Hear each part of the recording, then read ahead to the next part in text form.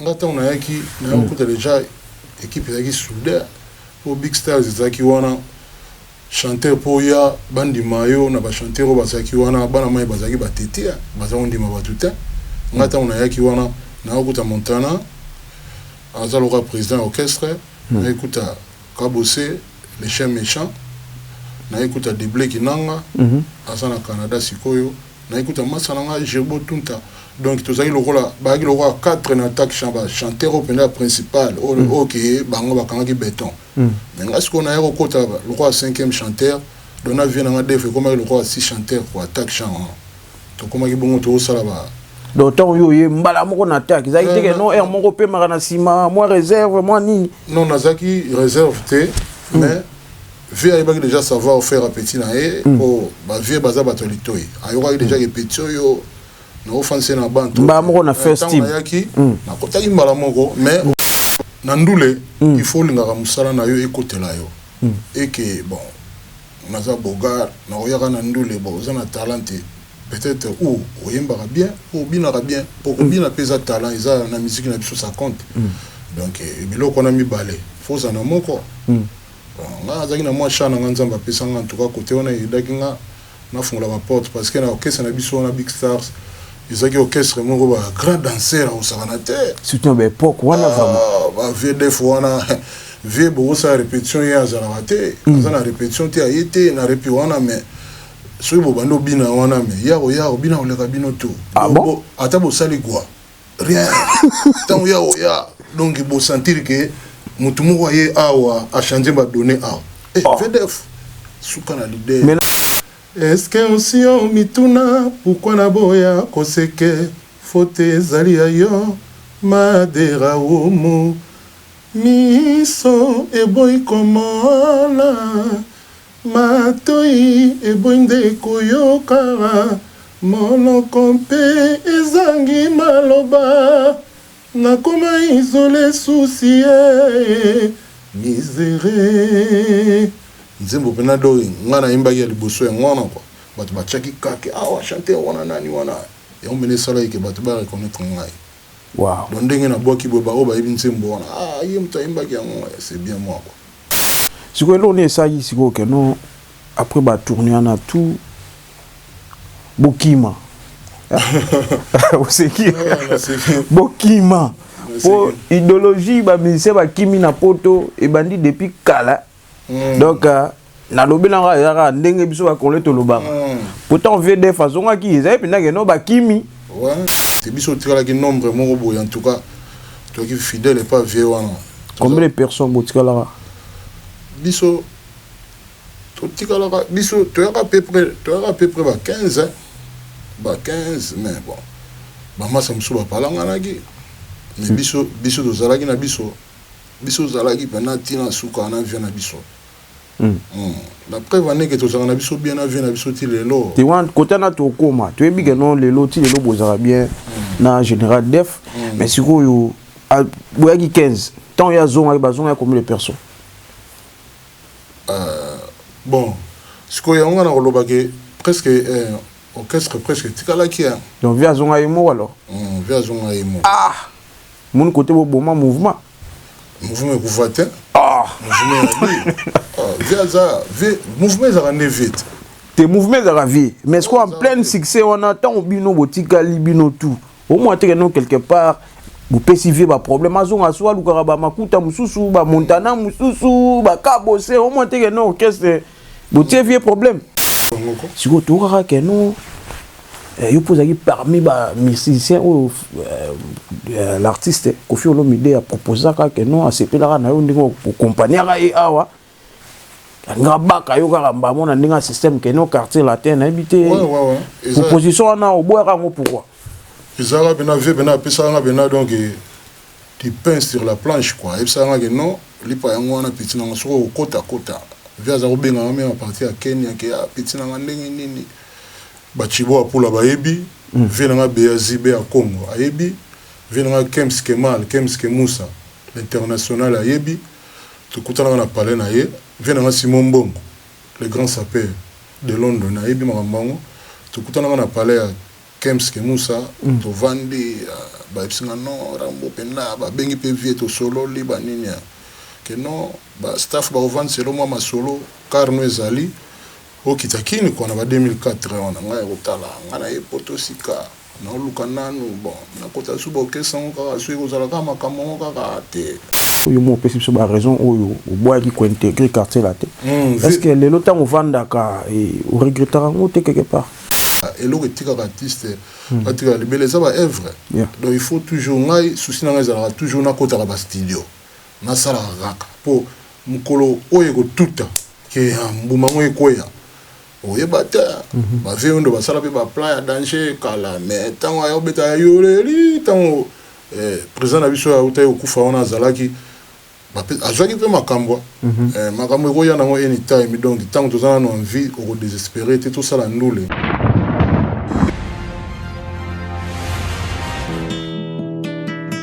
yo café yango no kafango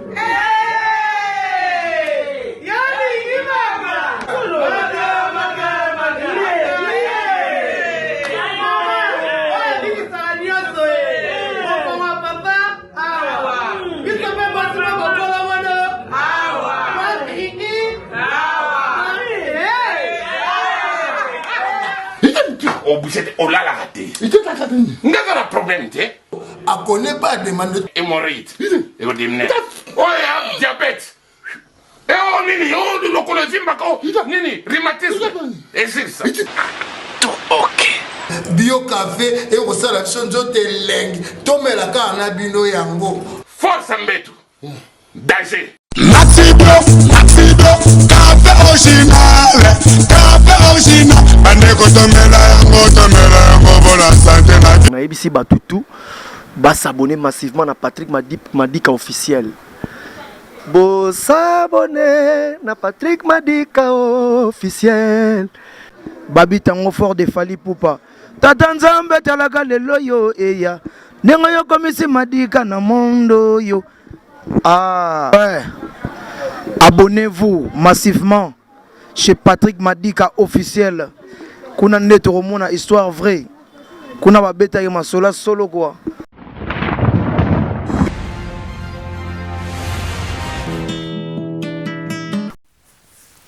Bonjour et bonsoir, bienvenue dans votre émission Reality Talk avec votre humble serviteur Patrick Madika de London City. En tout cas, tu remercie mon tout à branché dans Mitu Azolanda Biso, responsable Balandara Biso pour la confiance Nabino, pour la ta Nabino,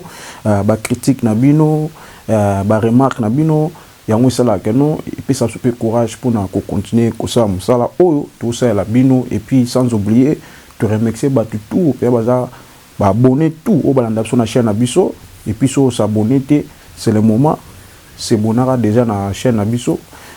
pour na vraiment on sera toujours informé dans la vidéo nous sur oyo tout ça la bino en tout cas sans plus tarder vraiment lelo tu yambeli bino parmi ba grands na mboko à London City ezali mboka oyo tozapina ba artiste na biso ba représentant mboka na niveau ya mboka Congo et puis na ndenga international et jeune Makuta mutako na ko présenter bino belé te artiste confirmé na kati ba London City sans plus tarder vraiment na pesi bino et puis na présenter bino artiste na bino et jeune Makuta. Bonjour et bonsoir. Bonjour ou bonsoir Patrick Madika. Ouais. Moi c'est jeune Makuta donc alanga nzembo quoi. Nakati ba mboko yo. Donc koyembe ya musala na biso yango lelo to décidaki que non il faut na leka chez Patrick Madika pour actualité na kati ya London na niveau précis mta au salon. Donc ngapi faut na leka.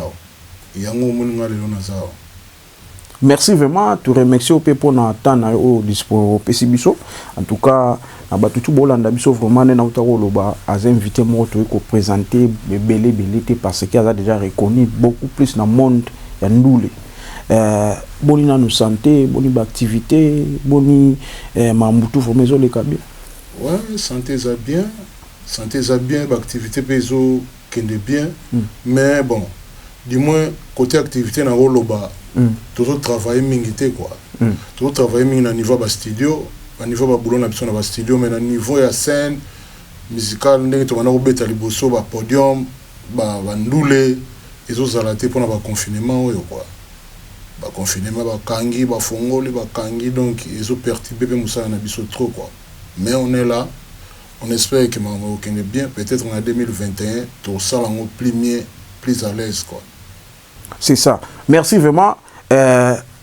Toni tozonga mwasi mwa muke eza première fois to yamba yo na plateau na biso na émission na biso na si bat balanda biso ba ko remarquer que non c'est tout pour la première fois Patrick Madika ayambi Jeune Makuta attaque artiste musicien. Toni tozonga mwa muke pour na rappeler batu. To vanda wana pena troté comme toi na makambo belé pe olobelela mais zongi ça moi de comment boatalo pour la première fois peut-être à combo ayeba c'est qui Jeune Makuta qui est artiste musicien au se retrouve dans le monde andou le coma au banda ki wapi nana nga ko tshona makambo donc je sais absolument mon na parcours si c'est possible. Ouais, c'est possible. Nga Jeune Makuta na banda ndou le kala nga naza mbiaka na ndule na banindule lelo te na banindule nazaki na ba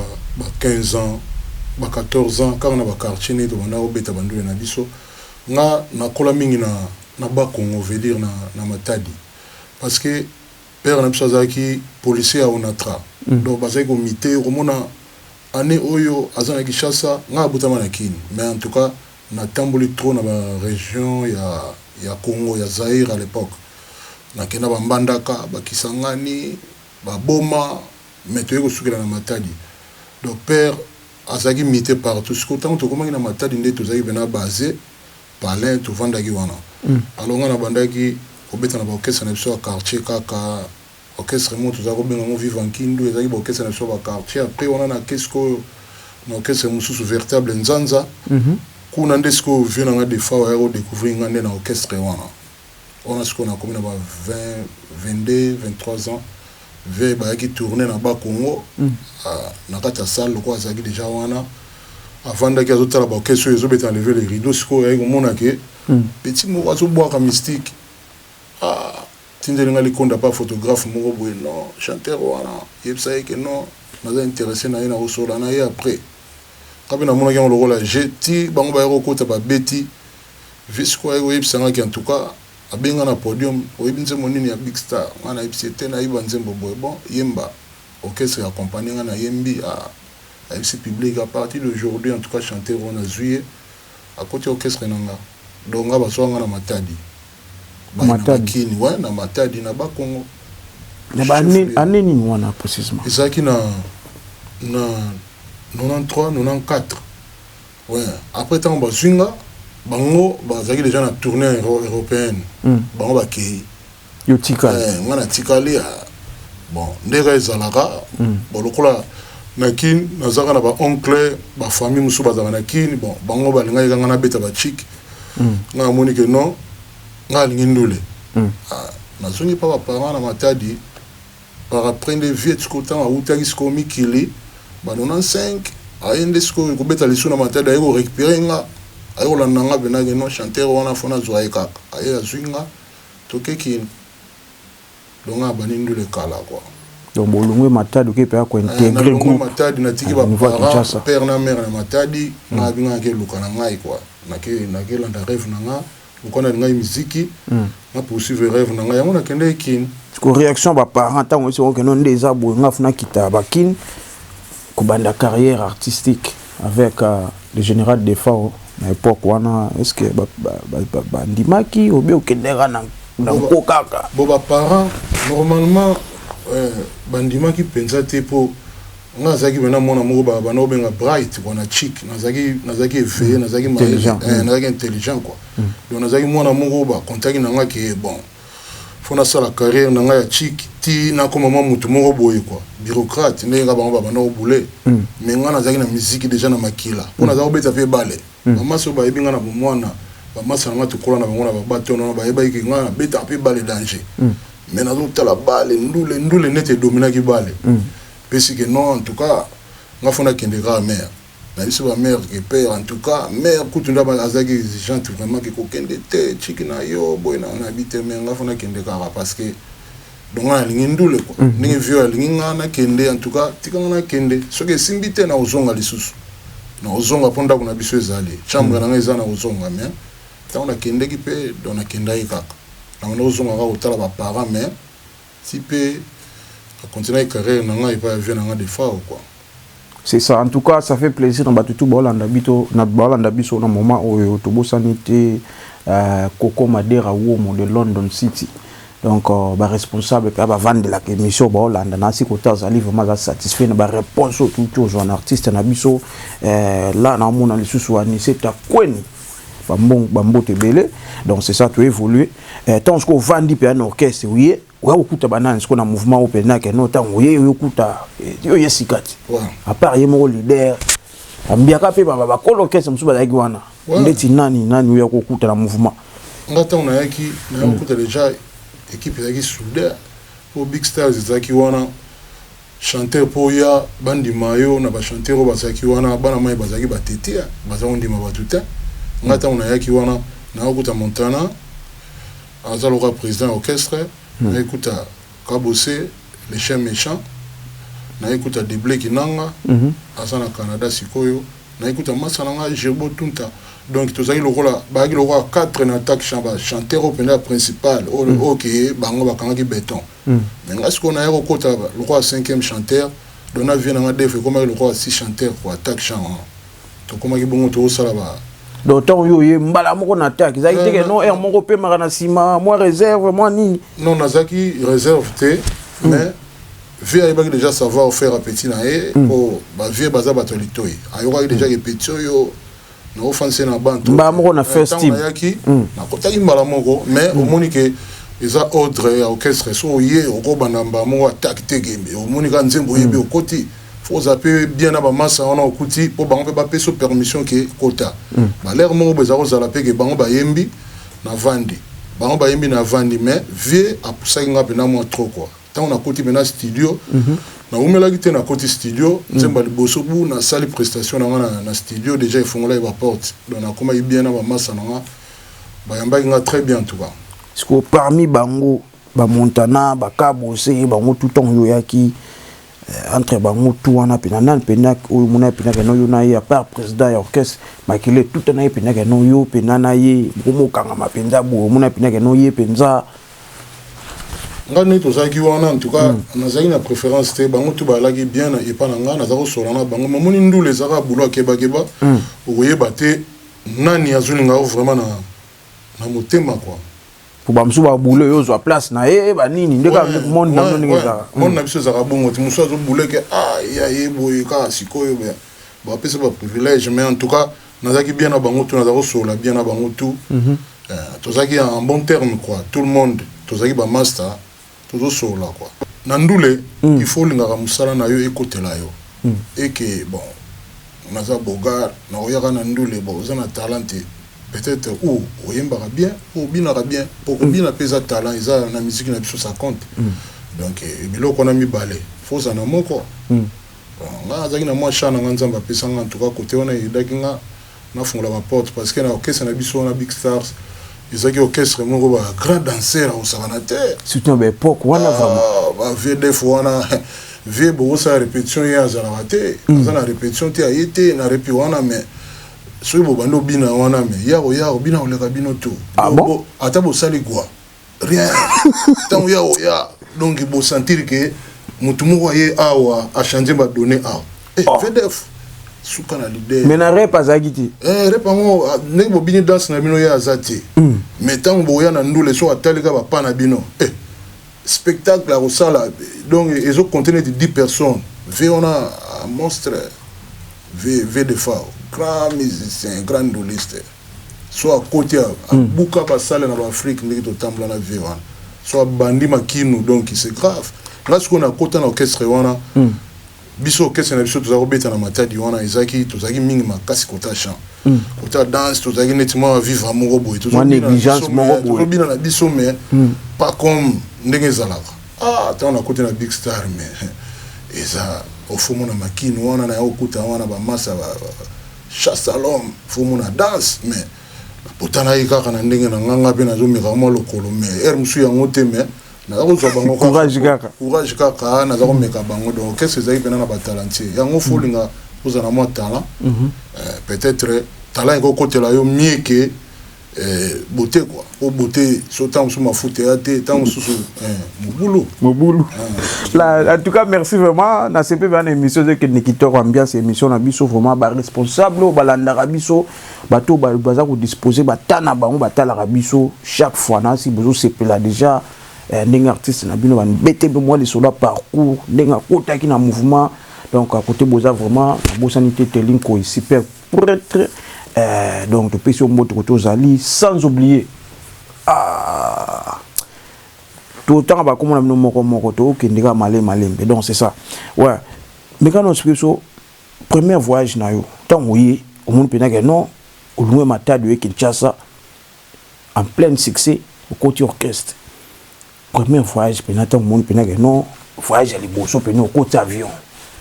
Isaki un voyage au peu mon appel que non marabu pene bandi carrière vraie carrière pende bandi vraie carrière banda qui tant on a eu un mouvement moi ba répétition quand ndenge zalaka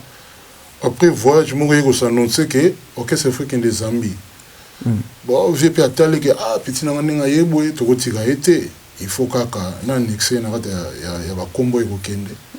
ba che kombo na nga to ke na njili wana bu ba salpe makambo tike na nga pe bimi nazoke Zambie quoi et ça qui n'est en anglais que excitement donc nazaki excitement quoi nazaki excité nazaki na sengo quoi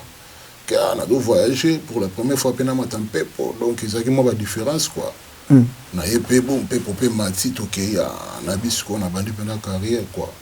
na bandi pena masolo donc na kumisa inkolo quoi na kumisa ipe vient na de fao wa bo destination na mbokani Zambie Lusaka to suis avion Lubumbashi siko to zuba ba minibus to koti siko kasumbalesa frontière wana le to koti Zambie siko na bakar do to kende ngona quoi donc première fois voyage na ngai on a monté benam pepo na monté la gamba partie ya Njili quoi na monté on Njili et to kende Zambie après Zambie bokene ba pays Zambie siko yo aller nde siko yo robinet siko ba voyage au fond donc ba Kenya ba Namibie partout ba Mozambique ba Zimbabwe do biso to baluki pena ba passeport ezaki pena plein biso za ko sala ba demo na kini te surtout yeka boyo Angola surtout ye boyo to ke Kabinda surtout ye boyo to kene boyo Kenya do biso to koti ba Kenya to niata ba province to longwana to ke Zimbabwe to za ko baluka to tambulaki à l'époque ils ont un parcours bien quoi il y a vu nangai c'est autant beau tambula wana na l'époque wana beau tambula plein succès et album ni tant to kotaki en tout cas nga premier album na yembaki ezaki comme na ezaki amour interdit au vele fachaki banzemba ba papa ye poni no kiminda koye bakabose bache banzembo lokola ba sango ye sango radio trottoir ebukinga makolo ebukinga maboko nazangi maloba pona mafinga pe kotonga ya bato sango ye sango radio trottoir donc ba montana ba tshelo kola ba madova lobelanga vérité mpote na yebao soki yo lingaka ngai madova ye ngana yako yemba siko nzembo ya piskas yango pena sala ki batu bachaka ki alors yo po tsaki nzembo na mo souffle non ezaki nzembo vie mais en tout cas ngana yaki interpréter quoi mais via pesa nga bina la place est belé quoi na zongi sa réponse nzembo ya piskas c'est l'absonnant tondi na mawa bolingo wano kokende na zangi yo piskas musa. Est-ce que aussi on mituna pourquoi na boya koseke fote zali ayo madera womo miso eboy komona matoi eboy ndeko yokara monoko mpe ezangi maloba nakoma isole susi misere nzembo pena do ngana imba ya liboso ya ngona quoi batu bachaki kake wa chanter wana nani wana et on mene sala ke batu ba reconnaître ngai Wow. Donc ndenge na boki boba o ba yebi nsembo wana. Ah, yé mta imba ki yango, c'est bien moi quoi. Ça va. En tout cas, merci vraiment tout keneki toko. Si autant sikoyo j'ai fongwami. Bolongo esko na ninga niveau ba Afrique, bon mon nyata sko na ninga ba Europe, ba Amérique, ba ni premier voyage na bino sko en dehors ya Afrique. Boko ya na mboka ni. Premier voyage na biso en dehors Afrique. Donc tant que tu Kenya, tu connais tourner mon boy donc longue tournée, tu connais pendant na Kenya tu me là qui Kenya comment le quoi base na biso surtout que Cameroun. Tu beti ba dola ba Yaoundé ba Bafoussam bamboka on a tout. Tu zongi Kenya. Tu que Tanzanie. Tu zongi Kenya. Donc Kenya comment qui basé wana. Alors à partir de Kenya ndesco tu as contrat na biso ya États-Unis. Tu dis contrat na Kenya tu que Amérique New York. Tu qui tu na Kennedy quoi. Kennedy Airport. Donc tu crois pena wana, tu crois Amérique après Amérique tu que Canada. Après Canada de tout ce que tu vas oya ba pays Europe quoi, tu beti na Londres, tu beti na Suisse, donc tu vas tambola bon so aussi ko beta tu mati sou mpe pour to aux États-Unis. De parler na biso aux États-Unis, tu vas na ndako na biso na Brooklyn, na Carroll Street, na bossa na balabala on a te quoi. Carroll Street ndako na biso beneza ki ona ba chambre ba ni palais mobimba quoi, biso bana ovanda wana na Amérique, na New York. Wana après ba quelle année? Oh, wana zaki na 98, yeah, je crois, 98, yeah. 98, donc bonne année, il y a 98, 99, tu l'as aux États-Unis, quoi. Tu l'as aux États-Unis. Ouais. Wow. Ouais. Après États-Unis? Après États-Unis, tu as eu Europe, Kobeta. Tu as eu Europe, Kobeta, surtout aussi sur Kobeta, tu as eu sur Amérique. Donc comment il va et vient donc vous avez bien basé dans state basé dans state mais biso ba na state biso na rubungi sope na kati ya ba New York wana na tamusio na kati ya nini wana ya Brooklyn na bungisio ba côté to ba no vanda wana quartier na biso wana biso zo tambola 23h na obeta na ba tour na quartier wana na New York wana donc to tamboli trop na ba Queens partout quoi États-Unis pena to baluki yango quoi donc kwenda vutuka to za obeta ngobongo surtout kei tozongi sur na parler na biso na clé na biso tozo vanda wana. Wow. Siko lo ne ça siko que non après ba tourner na tout Bokima. C'est qui? Bokima. Pour idéologie ba ministère ba kimi na poto et bandi depuis kala. Donc na lobi na ra ndenge biso ba konle to lobanga. Pourtant veut de façon qui ezai pina que non ba kimi. Ouais, bino tam su bosola ki na presse ke botika la mais congolais biso to zonga ba kimi siko boule nini e la ki bino et puis bozaki na nani ki na boule wana ya kokima en plein succès bozaki na ngo na ba concert bo beta bo se décider ki bokima biso ndenge zaki wana biso to kimaki te ezala ikaka ke omoni na ndako nyonso ba makambo ezanga te leader c'est na ba cuisine interne na biso okesa na biso zaki bien tu vas na biso poser tu vas na salaire na biso tu vas na biso bien en tout cas ezaka ba circonstances ka pe ça y est que bon ba changement ba idée kaka bon que bon tu tika na mputu ba nini mais tu vas na biso na problème mo na vie na biso te que non to kanele vie que photo détruire biso photo qui m'a raté jamais tout ça là on peut en esprit on a biso tika la ki nombre mo boy en tout cas tu qui fidèle et pas vieux wana combien de personnes botika là biso tika la biso tu as à peu près ba 15 hein ba 15 mais bon ba massa musu ba palanga na ki mais biso to zalaki na biso zalaki pendant tina suka na vie na biso la preuve année que to zalana biso bien na vie na biso ti lelo tu vois côté na to koma tu ebi que non lelo ti lelo bozala bien na général def mais siko yo boyaki 15 tant ya zonga ba zonga combien de personnes bon siko ya ngana ko lobake presque orchestre presque tikalaki ya donc via zonga emo alors via zonga emo mon côté boma mouvement kuvatin mouvement za rende vite te mouvement za vie mais ce qu'on en plein succès on attend bino botika libino tout au moins te non quelque part vous percevez ba problème azonga soit lukara ba makuta mususu ba montana mususu ba kabose au moins te non orchestre botie vieux problème. Ouais, merci vraiment na tout au pena bolanda biso le vieux Simon Mbongo, JP Mindia, salon bienvenue. En tout cas, merci vraiment. Surtout salon bienvenue puis na yo tap émission na écran na penande za la rara donc c'est ça. Tout que malem molo toujours les artistes. Outi web sa biso awa ke non. Vous êtes trop basé na state. Na New York wana. Mais quand on explique biso moi bouquet na bande ko tout bolanda biso. Pourquoi bon c'est là qui choix bon tout le monde a qui ma pour ni yango tezo sonner bien té choix na ya kotika la kaka na Londres. Pourquoi choix kaka na Londres? Ouais, parce que ezaki premier na Switzerland côté to zalaki mboka to zalaki pour to zalaki surtout to beti na Europe to zoni na Amérique ezaki parler na biso mais tout le monde a que à Londres bon 2 heures du temps ou bien quelques heures to goza na Londres donc tout le monde a que c'est mieux quoi tout ça moi premier na Kinshasa que Amérique est loin Amérique olala na avion là libre et donc makolo vimbi bolongole ba sapato bozo kendeka de tant tout Kenya kuna pona okoma kuna ngabi bo voyage en Amérique en vraiment loin donc depuis bo bandaki mai kaka bo ninga na kaka Amérique eza musika tout le monde a que c'est mieux tous en biso côté au pemeni ya mboka et aux amis quoi et on to zaki na biso na London.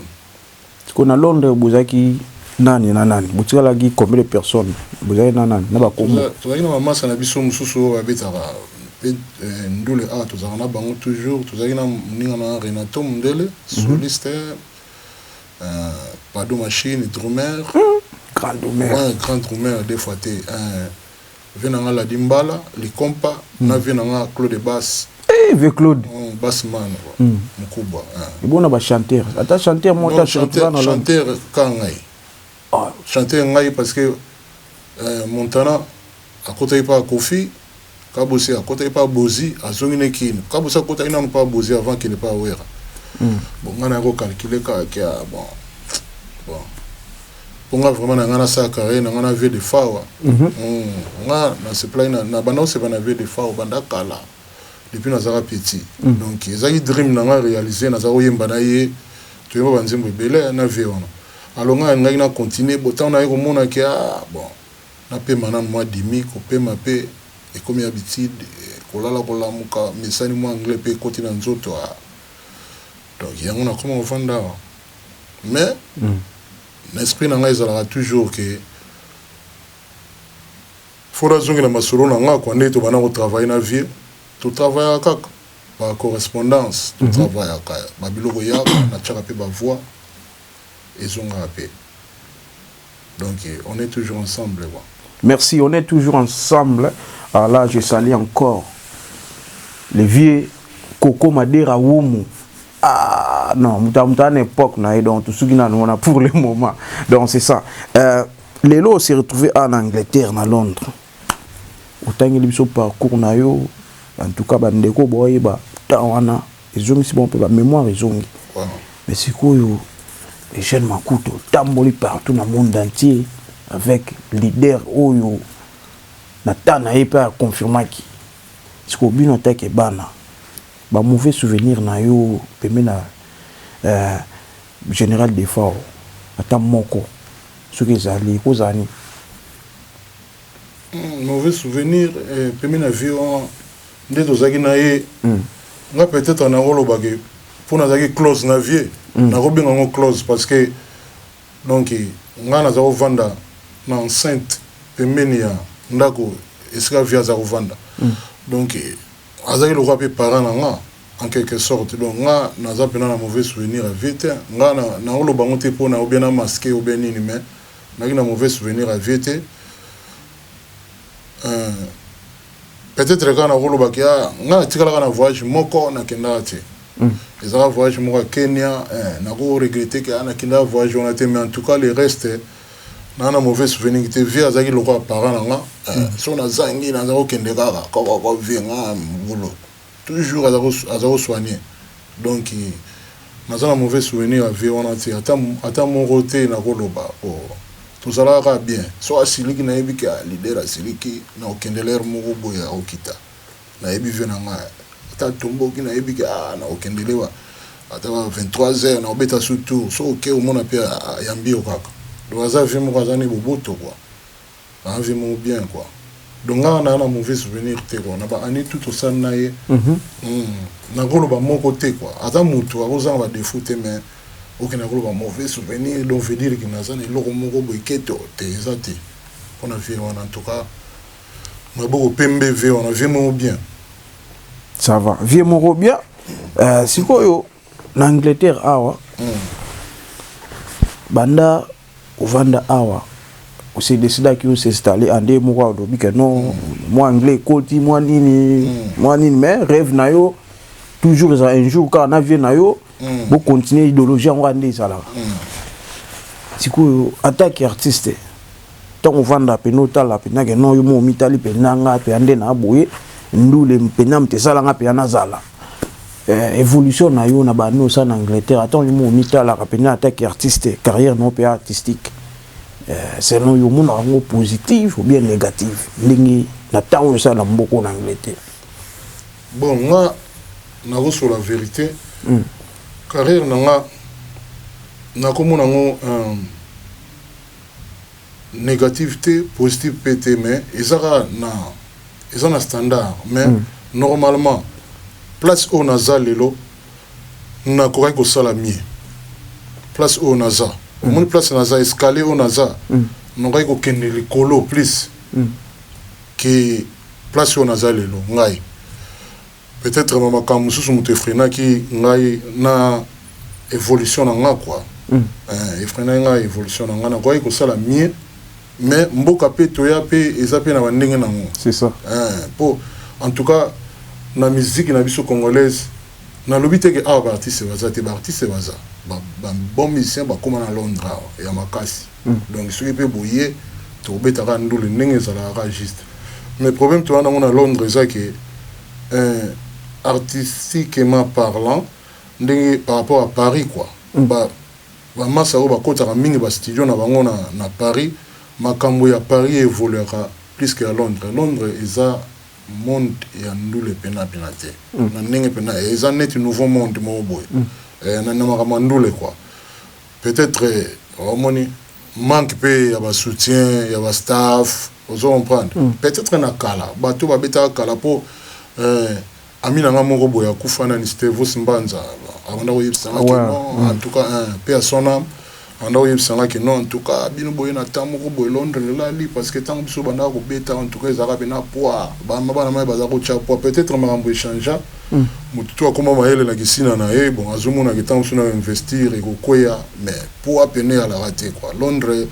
peut-être ça va massa na biso ba bikule brin baza ko beta kala na za ko yoka pe aza ko yipsanga ke bango pe makambo na bango batu baza ko cha poids na yoka pe na masolo quoi ezako zala bien mais peut-être biso tant to esima batu ba komi réservé batu ba komi veiller bon système qui combattait payer belé donc c'est moi makambo na biso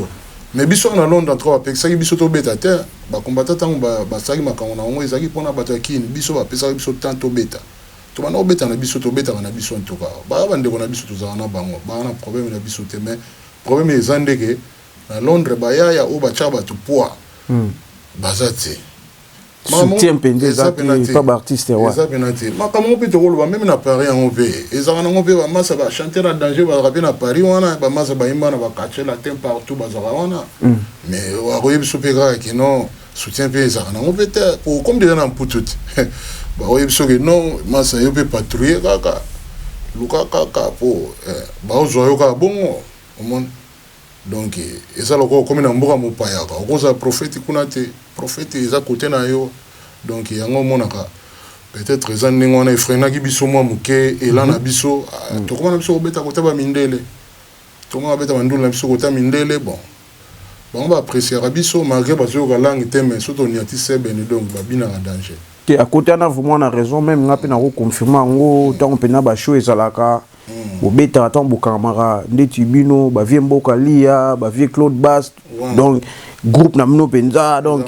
ba événement ele garana ba parc wana ba event wana ba africain nini bobeta rabeta côté na kutu rien à dire mais tu vas sur moko boni vie mo pa au Koffi Olomide avant système qui combattant au met sur place Kofi ayaka awa a préféré tika ne ba Fally banani nakin je crois 2004 2005 ayaka penza que non tant ba ebise que non na Londres ba makuta baza banani baza habité funa ki beta na bana mai wana ba Fally pe ba tikala nakin tika bangoko siko to kaka que non yo posaki parmi ba musiciens ou l'artiste Koffi Olomide a proposé que non a sepela na yo ndingo pour compagnie e awa nga baka yo kaka mbamona ndinga système que non quartier latin na habité proposition na oboyaka ngo pourquoi Izara bena vie bena pesa nga bena donc tu peins sur la planche quoi et ça nga que non lipa yango na petit na soko kota via za obenga nga à partir à Kenya ke a petit na ndenge nini bachibo apula baebi vile nga Beazibe à Congo ayebi vile nga Kems Kemal Kems Kemusa l'international ayebi tukutana na palais na ye vile nga Simon Bongo le grand sapeur de London ayebi makambango tukutana na palais à Kems Kemusa to vandi ba epsinga no rambo pena ba bengi pe vie to solo liba nini que non ba staff ba vendre selo moi solo car no ezali o kitakini kwa na ba 2004 on nga ya kotala nga na epoto sika na luka nanu bon na kota suba okesa ngo ka suyi ko zala kama kama ka te na solo pe na famille nga na solo na père na ba sœur bon ba epsinga te vana nanu ko ya na pressé boité bon Nathalie ba sœur ba lobby bon donc ça welcome te kuna sona keya ba ko circuler nga ndeni yo yeboya Nathalie ka na habité na vanda nanu ta na vanda ki pe moto ya kokufa nango quoi na ibisa ka vie que non vie na roya ti na kenda pété vie pa le mané ko benga quoi pour atungisa nga vraiment moi trop quoi veille ba moi savoir faire mke ya petit na ngaki na kota na orchestre tant so na ko porter un plus mais ngani na zaki pena kin na ko kende pena kuna te quoi na ki pena na idée on a pena intégrer groupe TV le grand Moupa Watake Koffi Olomide ou pas parmi les grands artistes à Mboka a proposé que yo mo pesi sur la raison où au bois qui intégrer quartier là est-ce que les lotants vanda ka et au regrettera monter quelque part bon moi regrette ça kamuke au moni ezanga mandu le vieux ça quand même monument pe à Congo ya munene vieux ça ça ngou test kana fond abia petit abana yo comme ba vocal mende ni est-ce que vongo ezaka ba poto ba ni tam souvo ka ukana ngo ça là ma bor mo boy bi ka fi mo pa ça là ma bor ni quartier la to yebi mba mo via si ça été na kotimba la mo na koluka esika nini na bombanga inzoto Antonio yanga mboka mobimba koinanga kala papa awa kona bonzeli eloko elute intalo na mokili ya se gikala pa mami pourquoi yo lingi yo kende avant ya mwasi ozalaki na yo kolinga ngai te ngai moto via le petit kota angona tse petit na nga ndenge nini quoi via benga nga ba 2h du matin l'air moko boya petit olobi nini mais pourquoi muteme ezalaki te bavie toza na bango mpe na London baopesanga baconseil zala nanu petit epotoka sika dose na ekanisa mpe kana bino na pema na koomela wana mpe na omesani deja na mboka awa nde navandaka don namona eke nakende susu yango nabomaki kaka moto mais baza bavie moko oyo ya respecte quoi wana waya monument Congo ezala mpe bon souvenir na nga ndenge toza kodialogue na vie quoi kena intégre orchestre vie amonaki mwa eloko moko boye et pas petit na ye c'est ça quoi. Donc c'est ça, en tout cas, merci vraiment, tout le monde qui est presque vraiment, mouké na souka vraiment, il y a une émission na biso, mais si vous, tout sur la moi mouké, tout le monde qui ou t'es bête acoustique, la période où acoustique, il y a confinement sur les cas, bou, aussi prendre battu tout le monde a jeune makuta live acoustique, boule wana na il a cœur. Bon, boule wana. Ezaki plutôt baninga nga muspe ba artiste ba pousser nga vraiment que te ko vanda ka boité faut ça le logo moko boye notamment masa nga Douglas Misapi le grand bassiste yep a pousser nga moi trop quoi a sponsoriser nga bien na makambango donc nanga mo pe na gina volonté na sala likambo wana yango pe na mona yeke no fona na sala mo eloko mo boye ezala na ba YouTube wana mama sabe ba yeba ke pe na Londres banduliste baza quoi na sepeli tourner bato ba yambi yango en tout cas ba yambi yango bien parce que ezali acoustique moko ya qualité mo likolo quoi eza bena live mais son kitoko studio Heaven above Jean-Michel bambote belé continuer musana ozo sa musala kitoko congratulations donc yango na quoi musala ezaki bien bato bayambi yango bien ezotalama partout en tout cas na YouTube ça va quoi après ça soki ko dévoiler moi moké ba projet d'avenir il y a jeune Makuta taki artiste pour pesi biso déjà goût acoustique ba ya ebele ba CP na est-ce que donc pour un projet d'avenir toujours sous moi ba bilo mususu bombeli biso après ba confinement ou bien té ezalaka ndeka tout zalara non il faut évoluer il faut beta musique il faut beta moni artiste ba yeba na ba œuvre na ya tout la siko vient sur franco azarali soute mais tout le monde va Beyoncé qu'on en États-Unis ba chebilo qu'on est na background ozomo na babilo qu'on a tout artiste article la libella et l'autre artiste article la libella ça va œuvre donc il faut toujours ngai souci na ngai toujours na kota ba studio na sala raka pour mukolo oye ko tuta ke mbuma ngoy koya oye bata ba vendo ba sala pe ba plan ya danger kala mais tango ayo beta yoreli tango président na biso ya utaye okufa wana azalaki azwaki mpe makambo makambo ekoya nango anytime donc ntango tozala na envie okodésespéré te tosala ndule ngai susi nango ezalaka na record kaka donc naza na baplanning ya kosala barecording bamai oyo bapeti baza nango bajour oyo tokokota nango na ben wana na baplan na biso ya kala tokokota nango donc ngai nazaka na basusi ya korecord kaka donc studio nasalaka kaka banzembo souci na nga pena yango na projet na nga na 2021 eza mingi banzembo ntango bafongola confinement do ebela baconcert oyo torataki na année oyo nyonso tokobeta yango na 2021 baconcert ekozala su ya yele tokozongela mosala na biso pena bien quoi donc c'est ça merci vraiment en tout cas bandeko tout bolanda biso vraiment boconsommer vraiment acoustique wana obetika Jeanne Makuta la acoustique boulevard des stars chez Vienne abiso Popol Mukelenge que je salue après ça donc acoustique ezawana et puis après confinement so pama amuke fongwami boki artiste moi Louis vraiment pena bozo pa ba live ya kitoko donc et puis boule na ezali ko continuer musala na e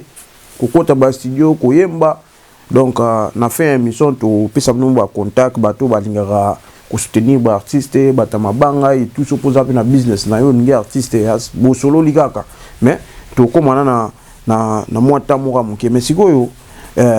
yoza mwana ya général de Fao atake mwana général de Fao ozana identité na makila sikozo totali lelo to mona ba fali ba défendre mon pao kota wenge to mona ba faire ba hériter ba nani bon général ça la trop ye to tchaka epe na soumingi te lelo to mona bana na bango nde ba mo défendre mingi pe ba père identité wana sikoyo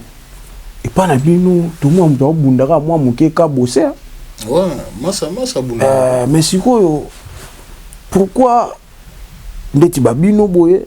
biso to na ndenga Londres na ebike no yo bundaka na yo en tout cas so ebatanga 3 artistes na mboko yo so oza na liste na te bon na ebité na ebité so ki vient na koko madera ko na ebité mam na lobby donc awa na ndenga Londres bundaka na yo mais so tant so to bito zonga na ndenga mboka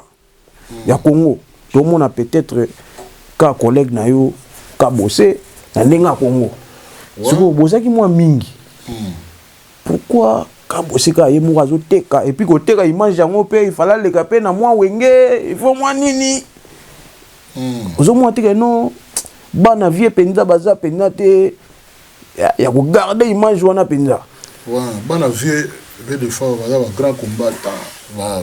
Big Star ezaki grand orchestre so etelemi wana bo senti so bo sarani to pour la bino to yaki orchestre mo ezaki des fois te donc ça va circonstance pour bana mingi pe to zolobela baza ba nora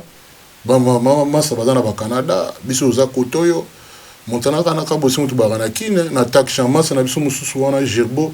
ya za na Mozambique a débirera na ya sa orchestre na e a beta vraiment ba concerné kuna mais le reste c'est ça Montana na ka bossé mais na minute Montana a récupéré ma solo na ya tirera pas VDF à soutenir V na ba OK na bango bien mais ka bossé bravo azo ça effort na pas mal il se bat quoi mutu eza libanda mai donc azo nager na c'est bon pas mal quoi mais biso beto ya okangeka wana parce que du talent il y en a quoi à gogo talent bene aller donc des fois to chape mutu na kata bakini wana zengele mbele quoi to zala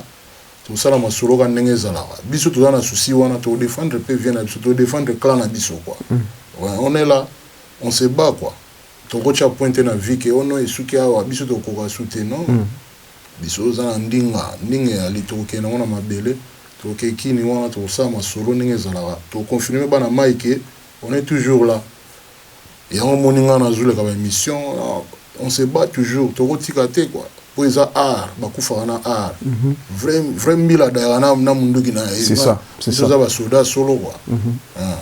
toujours. Donc c'est ça. En tout cas, merci vraiment na bandeko tout au penabo disposa qui tana bino Hollanda votre humble serviteur Patrick Madika na émission na bino reality talk où ils appellent que non tout sur la réalité et puis to bimisa pena ba invité na sur ba réalité au pene batamaki ba meka ko bimisa ngo pour na toujours ko sala bino plaisir na bato bo se confier na biso bato bo landa biso ba encouragement na bino ya ngomte ça que non to continuer ko sala bino musala o to sala. En tout cas, pour nous vraiment, nous remercier artistes Nabiso et Jeanne Makuta pour notre temps dispo au Pessibiso, pour notre collègue en émission Nabiso, bah courage, ouais, toujours jeune, on a talent, belé la à Londres, ah, rien à dire vraiment, rien à dire, mais c'est un cas que non, biso à tout Santarayo, mais ma papa font ma penda que non, donc tant que nous rappelle Libanda que non. Côté kuna pena que non mampe et ça la bien c'est ça ya mwana vraiment awa m'a confirmé mtaboyo na mboko azati donc wana ngana lobi yango parce que na habité na ngwa roboya donc c'est ça na habité na bandeko tout ba Hollanda biso partout baza na monde entier ba tout ba se confier na biso si un message oh ko couper ça oh bandeko ba na so ko retenir par rapport ya passage dans émission na biso à lelo na habité public les autres là yo donc donc message ezaka ke tolingana biso na biso bato parce que monde ndenge zo évoluer en tout cas la réalité tout le monde en 2020 et là que vie na biso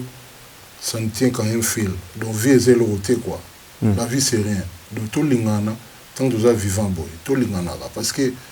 au côté na YouTube so ba kanika confinement nazuka momuna Moumi adaya, Joe adaya, Tipo adaya, batu to sakana bango pena to mo senti que na cercle na biso batu ba mo kufa. Do biso beto ko ke na biso anytime. Do to linga na rande mingi, oleke to sala ba matongi, kosana ba mabe, to se supportaka. Muninga zana mo tala, buti mo loboko, mo ko nini, botonga immeuble ngo emata. Surtout saka boye, o sali boye alobaka to lobana ba basima mu Congo te, so za na faire muninga yepsa en face. Docteur Lingana rande trop. Bolingo wana tout le monde alali cadavre siliti. Mati sili docteur Sarana bolingo ya solo pena. Bolingo skiti ne ngaso na timbelo za muta baje wana o komanga 100 mètres. Ozoma c'est ça quoi. Bolingo ndeza na ntoka. C'est ça, bolingo eleki nyonso na père na ngana muntu sukiawa donc na remercier équipe Mobimba surtout bato bana kin na pesimo nyonso bambote Nadia Bitambula, Christian Lubamba, Gaylor Monter donc Jemima en équipe présent à kin donc c'est ça vraiment nazo remercier Joché Tchakala waza réalisateur na biso ana ndenga Londres en tout cas. Merci na befort tout bossa là toujours biso tout idée moko vision za moko tout tambola ensemble comme équipe donc c'est ça pour na ngana mo na sukia on a tike bino artiste Vanessa pe staff na yo c'est pelisa pe bandeko ba Hollanda biso moi vocal moko suka comme ça ngai na tike le plateau donc c'est ça tout rejoindre les sous na prochaine émission merci bye bye thank you na konzemba Nako kamwe, nako nzimbae, lulakana ngaya mwana moto nako tunae. Ouais, tukubele la kaka, na opesa bongo mbote, et pas JP Mindia, le big manager, JP Mindia, prêtre n'engo mukete, losako topesa bongo mbote na salon andi salon ba star quoi na Barking Road chez de Londres Congo Shop Newham biloko mboka quoi kolia neti na kin wa Congo Shop topesa bongo mbote na Arnaud H de Noé quoi petit mot kitoko sur la rago Doudou Kwaze ouais Telinkoi topesa bongo mbote na Madera Womo Coco Madera Mutombo mon pote à moi quoi Apollo mbote na oya trop quoi topesa bongo mbote na Lucas le roi pharaon na prof mboka wana baza ba staff nanga donc Alino Mokoto Losako bienvenue Bokola Kuludimba Nathan donc bana mai nanga bangwana en tout cas bozala bien tokota